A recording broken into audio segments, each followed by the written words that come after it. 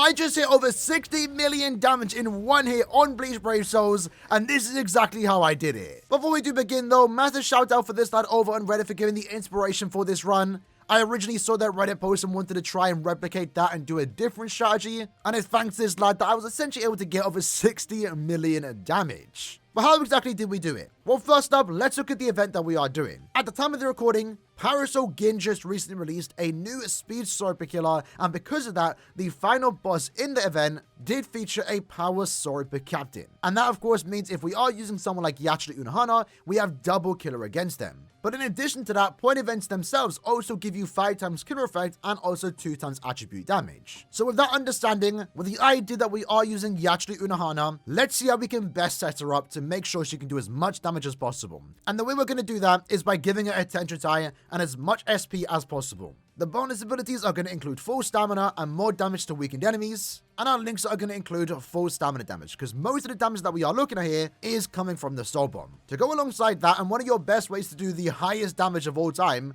is White Day Toshiro. And the reason for that is because he's the only character in the game with a debuff Soul Bomb that can also apply weakened defense. So with bonus abilities, you can give him double weakened defense. So from the weakened defense alone, we're doing 60% more damage. From the debuff, we're then doing 80% more damage. And we get all that just from using Toshiro's Soul Bomb. So the idea here would be to use his Soul Bomb, and then use Yachiru's Soul Bomb. Our third character is going to be Akon, and Akon is here, as always, when paired with Unohana, to give a 40% more damage to any enemy you attack that is inflicted with a status ailment. Remember, we are going to apply weakening since that's what Yachiru does apply on the Soul Bomb, and that will therefore let us do around 90% more damage. But that's not all. Despite us being limited to a team of 3 here, we can also bring a friend, and in this case, I chose to bring one of my old accounts, using someone like Luna New Year Rukia, and in her case, even though she's only level 1, she is here to boost our team with the booster boost, providing 43% more attack, and also focus. And it's essentially with these 4 characters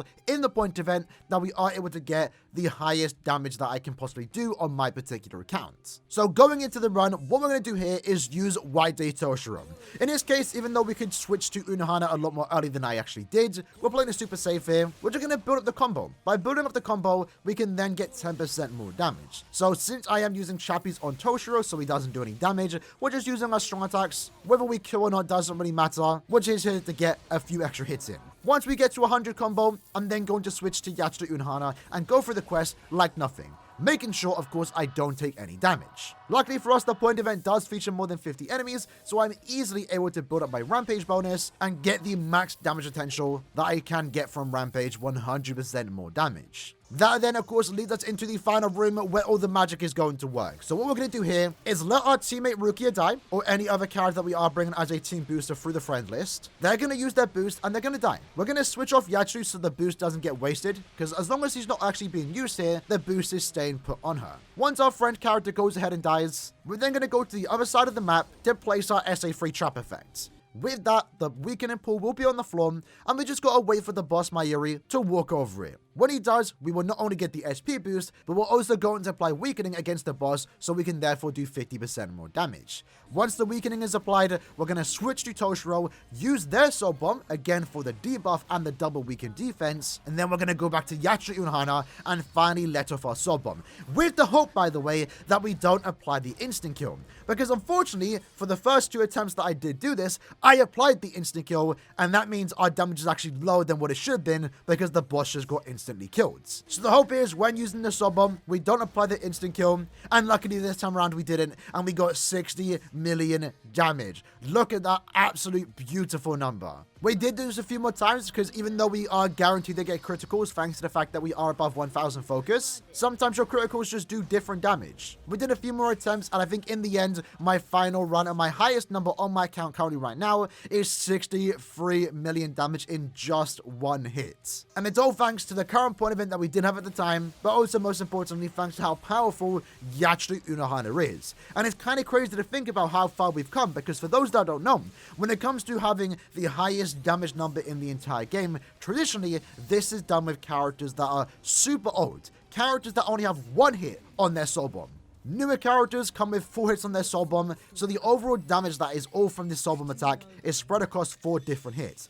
old characters that only have one hit, it's all directed into that one attack. And that's why even though I did just hit 63 million damage in one hit, it's not the highest damage in the entire game. There have been older characters that have long since done this, and I believe I've heard even someone go to 100 plus million legitly. If Yachiru Unohana hypothetically had a one-hit soul bomb, that 63 million damage would have instead been around 240 million damage. But unfortunately, because the max damage potential only counts the one hit that you do, because no boss in this game can survive 4 hits of this soul bomb, we're only able to show and demonstrate 63 million damage in one hit. But still, it's absolutely crazy that this is possible. My previous highest damage output, I believe, was close to 7 million. It's something I haven't done in quite some time. So it was kind of cool from going from like 7 million all the way to now 63 million damage. And I'm not sure when I'm ever going to beat that. So there you have it. That is how I officially did 63 million damage in one hit using someone like 1000 Year Blood War Yachiru Unohana. Who's actually surprised though,